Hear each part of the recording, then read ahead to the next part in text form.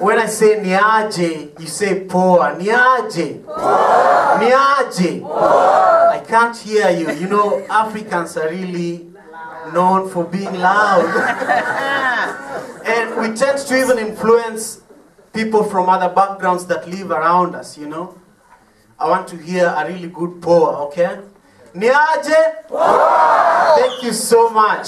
So my job at this moment is to bring our consciousness to why we are here tonight and why it's really critical for us, people of African descent, to come together and in the spirit of Harambe, like our forefathers used to do it, begin doing things together even faster, because there's no shortcut. Do you guys think there's any shortcut? No shortcut. So I want to take us through something that is probably going to remind us about our history as Africans. You know, if we think of a country like Kenya, for example, I'll start with a place that I'm really familiar with. We had to resist. We had to resist an occupation that made Africans basically prisoners in their own land. And we had to come together, not as one community, but several communities that had been divided, in order for us to negotiate our way out of it. At some instances, we had to use violence. But even in those many, many years, we had really, really intelligent people that traveled abroad to negotiate their way out of colonization in a diplomatic way. And so if we look at our history right now as Africans, you know, if we go, let's say, through people like Martin Luther King, through people like Haile Selassie, we see that there has always been a resistance against the dehumanization and the segregation of African people. And we've always tried to say that this is not okay. Is that true or not true? But at the same time, we've always shown love to the other people that we live with, whether they're Arabs or white people. In fact, if you look at the global spread of the African diaspora, we are everywhere. We are in Jamaica, we are in Trinidad, we are in Tobago, we are in Bahamas, we are in Seattle, and in fact, right now, we are almost 50% of the Africans are almost 50% of the black population here, meaning that we are forming a community. And as we form this community, there's only need for us to be able to talk to our neighbor, you know, feel like, okay, I can go and borrow salt from my next door neighbor, you know, because we Africans like borrowing little things like salt, you know.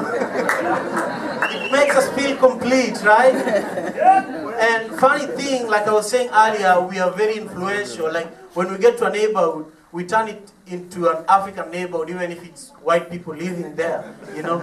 I'm someone who really believes in diversity, and I'm married to a Caucasian lady. And not too long ago, I heard her going to ask our neighbor for salt, and I was like, okay. So I just want to say that Black History Month is a topic that is really difficult to even talk about, because the moment you say black, people's hair stand up. You know, it's like you're defending yourself, but you're just talking about yourself. When I was living in Kenya, I didn't have to celebrate Black History Month, because being black was a way of life. You know, it was okay to be black. Nobody would even ask you what's going on, you know. but since I moved to Seattle, I have to be on the defense. You know, when I was young, I was a boxer, and I was told to never let my guard down. And this is the first time in my life that I feel that I have to defend myself. I can't let my guard down just because I'm black. But again, what confuses me is that I'm black, and there are other black people that don't feel that they're as black as myself. And so for me, I've always been told, even before I came to the US, that if you ever leave this country and you go to any other place, find your people there. And so when I came over here, I started looking for people that look like me. But the moment I spoke, they were like, huh? The accent. So for me, I just want us to think about how sweet it is to be able to work with someone that you know you have a connection with, even if it's not directly. We do know that we have a history that came from one place, and we have an opportunity because of technology and because of the realization that there's no shortcut. We have to come together because every other person is coming together with people from their own background first. They say that charity begins at home. Where's our home? Our home is Africa, and our home is Africans, and our home is being of African descent, right? And so I feel that lately I've learned to be even extremely proud of being African, unnecessarily proud. Because there's no shortcut. And so tonight we want to witness beautiful things that make us complete.